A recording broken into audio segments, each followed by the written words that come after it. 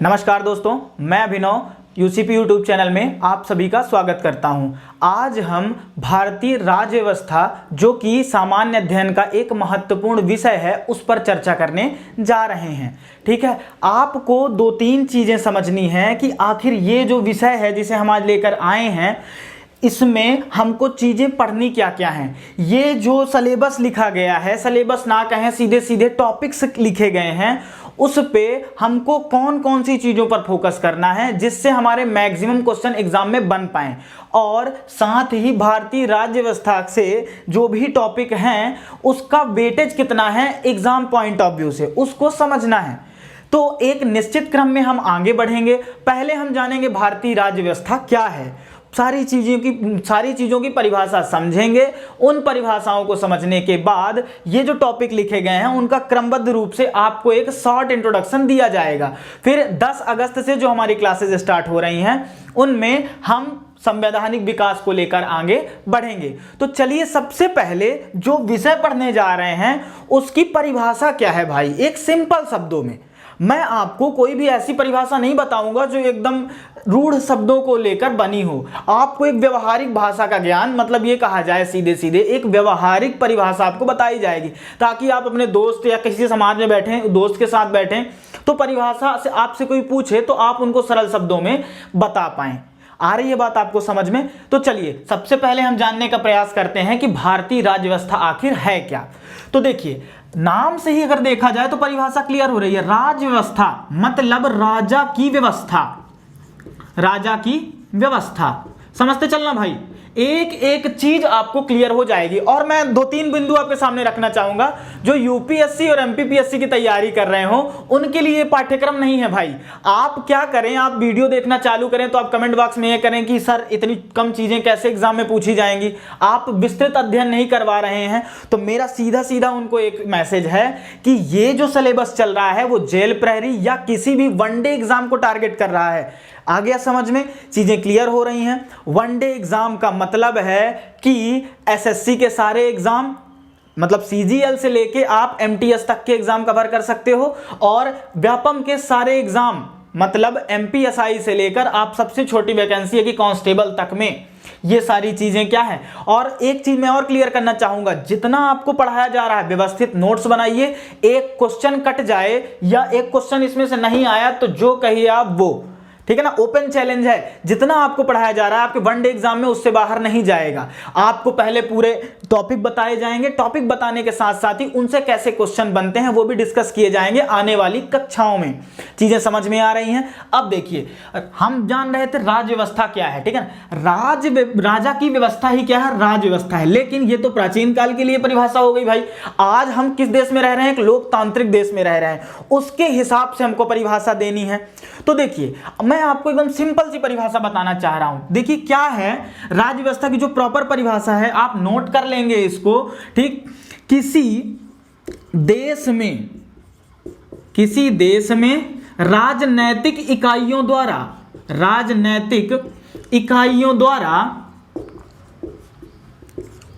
समझिएगा, मैंने ये लाइन लिख दी, किसी देश में राजनैतिक इकाइयों द्वारा। अब तीन शब्द मैं लिख रहा हूं, नंबर 1, नंबर 2 और नंबर 3। किसी देश में राजनैतिक इकाइयों द्वारा नियम, कानून और अधिनियम के आधार पर, किसके आधार पर भाई, अधिनियम के आधार पर कोई व्यवस्था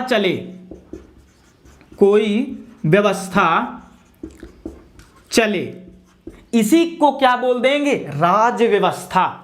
वर्तमान परिवेश में जो परिभाषा है राज्य व्यवस्था की वो इसी को फलीभूत करती है, ठीक है ना। तो किसी देश में राजनीतिक इकाइयों द्वारा नियम, कानून और अधिनियम के आधार पर जब कोई व्यवस्था चले, ठीक है। आपको एक एक चीज ये वीडियो देखने के साथ याद हो जाएगी। मैं आपको संपूर्ण ज्ञान की ओर नहीं ले जा रहा हूं, मैं आपको चीजें याद करवा रहा हूं ताकि आप कभी भी पेपर में बैठें और इंडियन पॉलिटी से आपको क्वेश्चन बने तो आपके दिमाग में बैठा हो। और सबसे बड़े मुद्दे की बात यह होती है कि ज्ञान तो आप सारा ले लोगे, लेकिन एग्जाम के ठीक 4 दिन पहले आपको कंटेंट यही पढ़ना होगा। आ रहा समझ में? आप पूरी किताब नहीं पढ़ते बैठे रहोगे, आपको एक ऐसा सिलेबस बस ऐसा कंटेंट चाहिए जो एग्जाम के ठीक 4 दिन पहले एक वीडियो देखो तो सारी चीजें आपको क्लियर हो जाएं। आ रही है बात समझ में? केवल आपको मुख्य मूलभूत चीजें ही आपको बताई जाएंगी जो एग्जाम पॉइंट ऑफ व्यू से सबसे महत्वपूर्ण होने वाली हैं। तो सबसे पहले आपको राज्य व्यवस्था की परिभाषा याद हुई, ठीक। किसी देश में राजनीतिक इकाइयों द्वारा नियम, कानून और अधिनियम के आधार पर जब कोई व्यवस्था चले उसको क्या बोल दोगे आप? राज्य व्यवस्था। सबसे पहले इंडियन पॉलिटी में पॉलिटी शब्द यानी राज्य व्यवस्था शब्द की परिभाषा आपको क्लियर हुई, ठीक। ये शब्द क्लियर हुआ। अब देखिए इसमें नियम क्या है, कानून क्या है, अधिनियम क्या है। जब हम आगे वीडियो लेक्चर बनाएंगे तो सारी चीजें क्लियर हो जाएंगी। आपको समझ में आ गया? किसी देश में राजनीतिक इकाइयों द्वारा नियम, कानून और अधिनियम के आधार पर जब कोई व्यवस्था चले उसको हम क्या बोल देंगे? राज्य व्यवस्था। राजा की व्यवस्था प्राचीन काल में चलती थी, अब राजा वाला शासन नहीं है। हाँ, कुछ देशों में डिक्टेटरशिप या तानाशाही पाई जा रही है तो उनकी चर्चा ना करते हुए हम एक लोकतांत्रिक देश के बारे में बात कर रहे हैं, तो हमारी ये परिभाषा सटीक बैठती है। अब समझ लीजिए ये चीज तो आपको क्लियर हो गई, आपने वास्तव में समझ लिया राज्य व्यवस्था क्या है। अब समझ लीजिए एक शब्द आता है, इसको नोट डाउन करते चलना भैया, ठीक। अब एक शब्द आता है भाई राजनीति, आ गया समझ में? राजनीति यानी पॉलिटिक्स। ये क्या है भाई? तो देखिए एकदम सरलतम शब्दों में इसकी परिभाषा, कोई आपसे पूछ ले पॉलिटी क्या है तो सबसे बड़ी बात है एक शब्द याद रखिएगा, सत्ता। सत्ता के कई मायने हो सकते हैं अलग अलग लोगों के लिए, ठीक। तो सत्ता को प्राप्त करने का संघर्ष, सत्ता को प्राप्त करने का संघर्ष क्या है भाई? संघर्ष ही क्या है? राजनीति है। अब समझ लीजिए सत्ता, कुछ लोग जमीनी विवाद में परेशान हैं। जमीन एक ऐसी जमीन है जो थोड़ी उपजाऊ है और उस पर विवाद चल रहा है दो लोगों का। देखिए संघर्ष मिनिमम 2 लोगों के बीच हो सकता है, अकेले तो संघर्ष करेगा नहीं। तो देखिए 2 लोग होंगे जो सत्ता को प्राप्त करने के लिए संघर्ष करेंगे। जैसे किसी को विधायक बनना है तो 2 से 3 लोग चुनाव लड़ते हैं, ठीक। वो विधायकी प्राप्त करना चाहते हैं क्षेत्र की, जो भी विधानसभा क्षेत्र हैं। कुछ लोगों के लिए पैसा सत्ता हो सकता है, ठीक। तरह तरह के मुद्दे जो भी आप माने, पैसा, गाड़ी, धन दौलत, जो भी बंगला, किसी प्रकार की चीजें होंगी उनको हथियाने का संघर्ष ही क्या है? पॉलिटी है। तो सबसे सरलतम शब्दों में आपको राज्य व्यवस्था की परिभाषा क्लियर हो गई, फिर आपको पॉलिटी की परिभाषा क्लियर हो गई। सत्ता को प्राप्त करने का संघर्ष ही क्या है? पॉलिटी है। आ गया समझ में?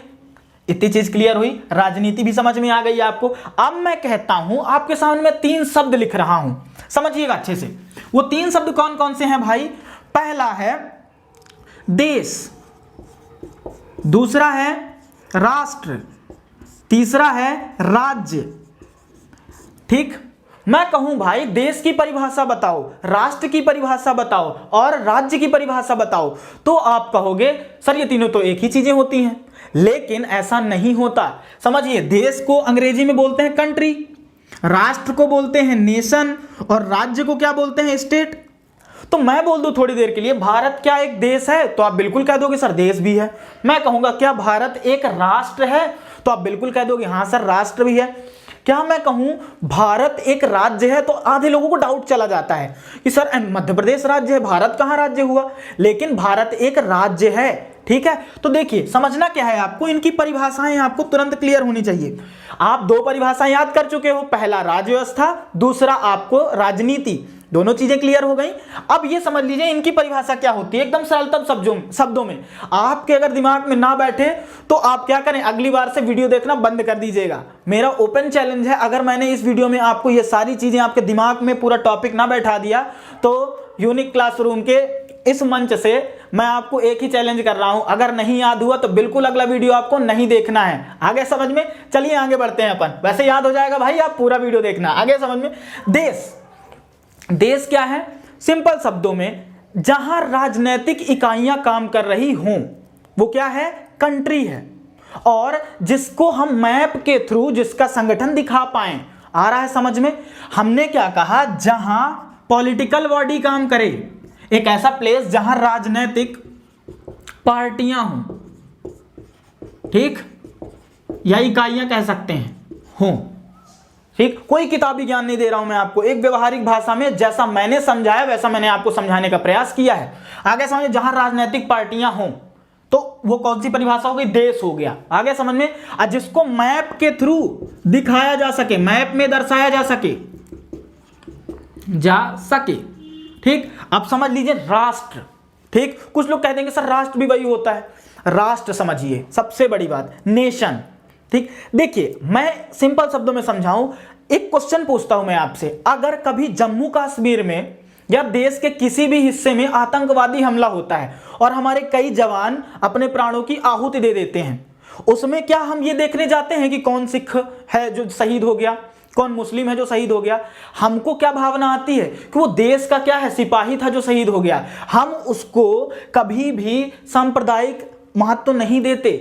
क्यों नहीं देते? क्योंकि हम नेशन में रह रहे हैं, एक राष्ट्र में रह रहे हैं। मतलब पूरे देश की इकाई या पूरे देश की जनसंख्या एक भावनात्मक रूप से जहां जुड़ी होती है, वो किसकी परिभाषा है भाई? राष्ट्र की परिभाषा है। हमको उतना ही दर्द होता है जितना हिंदू मर गया तो होता है, जितना मुस्लिम मर गया तो होता है। मतलब सीधे सीधे ये कहा जाए कि एक परस्पर भाईचारे की भावना में किसकी परिभाषा व्यक्त की जाती है? राष्ट्र की परिभाषा व्यक्त की जाती है। और देश में तो आपने मैप में दर्शा दिया था, लेकिन क्या आप भावनात्मक बिंदुओं को मैप में समझा पाओगे? क्या किसी भावना को आप मैप में व्यक्त कर सकते हो? नहीं कर सकते। आगे समझ में, तो मैं एक सिंपल से शब्द में राष्ट्र की परिभाषा खत्म करना चाहूंगा कि जहां या जो इकाई भावनात्मक रूप से जुड़ी हो, भावनात्मक रूप से जुड़ी हो, हमला होता है और जवान शहीद होते हैं तो हर भारतीय का खून खौल उठता है। और ज्यादातर आप देखते होंगे, आप समाज में बैठे हैं, अगर कोई दुर्घटना हो गई, पाकिस्तान वालों ने, आतंकवादियों ने कोई हमला कर दिया, तो आप कहते हो एक साथ सब पाकिस्तान पर अटैक करते हैं बातों से कि यार गोली मार दो, मोदी जी को बोलिए बम फेंकवा दें, ठीक है, एटम बम से हमला करवा दीजिए, क्योंकि आप भारतीय हैं और आपको दर्द हुआ। हमला तो जम्मू कश्मीर में हुआ था, लेकिन सतना वाले क्यों परेशान है भाई? रीवा वाले क्यों रो रहे हैं? वो तो जम्मू कश्मीर में हमला हुआ था। हम लोग इसलिए रो रहे हैं क्योंकि हम सभी एक इमोशनल फीलिंग के साथ जुड़े हुए हैं, भावनात्मक रूप से जुड़े हुए हैं। उसमें जब भी ऐसी चीजें होती हैं तो हम हिंदू मुस्लिम सिख ईसाई किनारे कर देते हैं। यही हमें क्या है, जोड़े रखती है चीजें। तो आपको समझ में आ गया, जो इकाई भावनात्मक रूप से जुड़ी होगी वो क्या है? राष्ट्र है। और जिसको मैपिंग में नहीं कन्वर्ट किया जा सकता, क्या भावनाओं को, फीलिंग को मैप में बना सकते हो क्या? नहीं बना सकते। तो आपको देश की परिभाषा भी क्लियर हो गई, जहां पॉलिटिकल बॉडीज वर्क कर रही हो, काम कर रही हो। भाई इंग्लिश मीडियम वाले भी ध्यान रखना, सारी चीजें इंग्लिश में भी कन्वर्ट हो रही हैं, इतनी भारी हिंदी नहीं है। नेशन समझ में आया, राष्ट्र समझ में आया, जो इकाई भावनात्मक रूप से जुड़ी हो। अब आ जाओ भाई स्टेट। कुछ लोग कहेंगे राज्य, तो देखिए राज्य में क्या होता है, 28 राज्य तो अपने देश में है ही है, ठीक, लेकिन 28 जो स्टेट हैं इसको किनारे करिए, यह अलग चीज हो गई। राज्य की जो बेसिक डिफिनीशन है वो इन 4 मापदंडों से निर्धारित होती है। अगर मैं थोड़ी देर के लिए ये चीजें हम मिटा दूं, अच्छे से समझाना चाहूं स्टेट क्या है, तो स्टेट को आप समझ लीजिए। राज्य में 2 तरह की चीजें, पहले वो 28 राज्य तो हैं ही, उनको किनारे करिए आप। आपको राज्य की परिभाषा जानने के लिए केवल इन 4 बिंदुओं पर ध्यान आकर्षित करना है आपको। 1 2 3 4। पहले, राज्य होने के लिए क्या शर्त है? पहले आपके पास क्या होना चाहिए? भूभाग होना चाहिए। एक निश्चित आपके पास क्या है? लैंड होनी चाहिए, भूमि होनी चाहिए। एक निश्चित जनसंख्या होनी चाहिए। आगे समझ में। और जब जनसंख्या है आपके पास, तो आपके पास एक सरकार भी होनी चाहिए, स्थायी, ठीक, निश्चित सरकार। आगे समझ में। इसके बाद, इन सभी चीजों के बाद एक शब्द आता है संप्रभुता, ठीक। भूभाग मतलब लैंड, जनसंख्या मतलब सीधे सीधे पॉपुलेशन, सरकार मतलब गवर्नमेंट, और संप्रभुता इंग्लिश में बोलते हैं सोवरेनिटी। आगे समझ में। अब इन सारी चीजों के मतलब क्या क्या हैं भाई, जो राज्य के अंदर लिखे गए?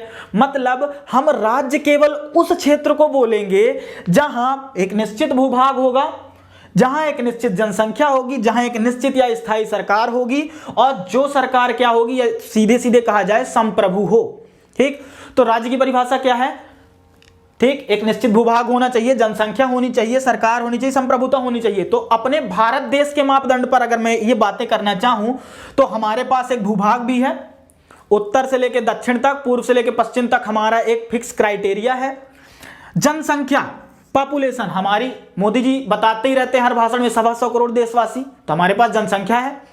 हमारे पास स्थायी गवर्नमेंट भी है, ठीक, ये तीनों चीजें आपको क्लियर हो गई। एक शब्द जो है संप्रभुता, सोबरनिटी की सिंपल सी परिभाषा, आपको मैं जटिल लैंग्वेज में नहीं ले जा रहा हूं। सोबरनिटी या संप्रभुता का अर्थ होता है अपने सारे निर्णय स्वतंत्र रूप से लेना बिना किसी बाहरी दबाव के। ठीक, तो चलिए मैं आपसे क्वेश्चन पूछ रहा हूं, क्या आप संप्रभु हैं? क्या आप अपने निर्णय, जो भी व्यक्तिगत निर्णय हैं, बिना किसी दबाव के ले पा रहे हैं? तो बहुत से लोग ऐसे होंगे जो संप्रभु हो चुके होंगे, लेकिन बहुत से लोगों के ऊपर उनके मम्मी और पापा हैं। अगर उनको एसएससी की कोचिंग करनी है, आईबीपीएस की तैयारी करनी है या कि कॉलेज ज्वाइन करना है, तो ऊपर निर्णय किसका मान्य हो रहा है? आपके पिताजी और माताजी का। आप अपने व्यक्तिगत निर्णय तो ले ही नहीं पा रहे हो कि हमको ये करना है। आपके माता पिता जो बोलेंगे आप वो करोगे, तो क्या आप संप्रभु हुए? आप बिल्कुल संप्रभु नहीं हुए, क्योंकि आप अपने निर्णय बिना किसी दबाव के ले ही नहीं पा रहे हो। ठीक, आपके ऊपर किसका दबाव है? आपके माता और पिता का दबाव है, लेकिन भारत के ऊपर किसका दबाव है? किसी का दबाव नहीं है। अगर हमको कोई भी हथियार परचेज करने हैं या अपने देश में बनाने हैं, अपने देश में कोई भी ये बात कही जाए कि किसी क्षेत्र को अलग करना है या जोड़ना है, वो हमारा व्यक्तिगत निर्णय होगा। हम अमेरिका से पूछने नहीं जाएंगे, हम फ्रांस से पूछने नहीं जाएंगे, हम चीन से पूछने नहीं जाएंगे। हमें रोड बनानी है अपने सीमा के अंदर तो हम बनाएंगे, उस पर हमें कोई बाध्य नहीं कर सकता है। तो संप्रभुता की सिंपल सी परिभाषा आप क्या लिख लें? अपने सारे निर्णय बिना किसी दबाव के लेना, अपने सारे निर्णय बिना बाहरी दबाव के स्वतंत्र रूप से लेना, स्वतंत्र रूप से लेना। आ गया भाई समझ में? एकदम सिंपल। आपके पॉलिटी ब्लड में उतार दूंगा मैं। आ गया समझ में? टेंशन नहीं लेना है किसी बात का। तो सारी चीजें क्लियर हो गई। आपने राज्य व्यवस्था की परिभाषा देखी, क्या थी भाई? जब किसी देश में मतलब कहा जाए नियम कानून और अधिनियम के आधार पर कोई व्यवस्था चले, राज्य व्यवस्था हो गई। राजनीति क्या थी भाई? सत्ता को हथियाने या प्राप्त करने का संघर्ष। फिर हमने तीन परिभाषाएं देखी, देश, राष्ट्र और राज्य। देश होने के लिए क्या थी भाई परिभाषा? कि जहां राजनीतिक इकाइयां काम करें, जैसे मैप के थ्रू जिसका संगठन दिखाया जा सके। फिर आ गई राष्ट्र, जो इकाई भावनात्मक रूप से जुड़ी हो, जैसे किसी मैप के थ्रू नहीं समझाया जा सकता, फीलिंग को हम व्यक्त नहीं कर सकते मैप के थ्रू। आ गई समझ में? फिर राज्य, राज्य होने के लिए प्रॉपर कंडीशन क्या है भाई? एक क्या होना चाहिए? भूभाग होना चाहिए, जनसंख्या होनी चाहिए, एक सरकार होनी चाहिए और संप्रभुता होनी चाहिए। आ गया समझ में? ये सारी चीजें क्लियर हो गई, संप्रभुता भी क्लियर हो गया। अपने सारे निर्णय ठीक बिना किसी दबाव के लेना। आ गया समझ में? बाहरी दबाव के। आ गया समझ में? इतनी चीजें क्लियर हो गई। अब हम समझ लेते हैं कि आखिर आपको ये चीजें तो क्लियर हो गई, बहुत सी परिभाषाएं अभी आगे चल के आएंगे। कुछ लोग कहेंगे सर ये छोड़ दिए, सर वो परिभाषा छोड़ दिए। मैं केवल उस स्टूडेंट को पढ़ाने का प्रयास कर रहा हूं जो शून्य से सीखने का प्रयास कर रहा है पॉलिटी को, ठीक, राज्य व्यवस्था को। आ गया समझ में? अब देखिए, सारे फैक्चुअल डेटा आपको याद हो जाएंगे एक ही वीडियो में, फिर अगले वीडियो में अगले डेटा याद हो जाएंगे। अब समझिए, अब मैं कहूं संविधान कितने प्रकार का हो सकता है, तो ध्यान रखिएगा संविधान दो तरह के हो सकते हैं। संविधान, चीजें क्लियर हो रही हैं। अब देखिए, इसमें एक होगा लिखित संविधान, कॉन्स्टिट्यूशन। ठीक, संविधान एक पुस्तक है, ठीक, हमारे दृष्टिकोण से, और सारी चीजें क्लियर हो जाएंगी। संविधान में आपको क्या समझना है, ठीक, भारतीय संविधान की हम चर्चा कर रहे हैं, कॉन्स्टिट्यूशन बोलते हैं इसको। दो तरह के होते हैं, एक होता है लिखित संविधान,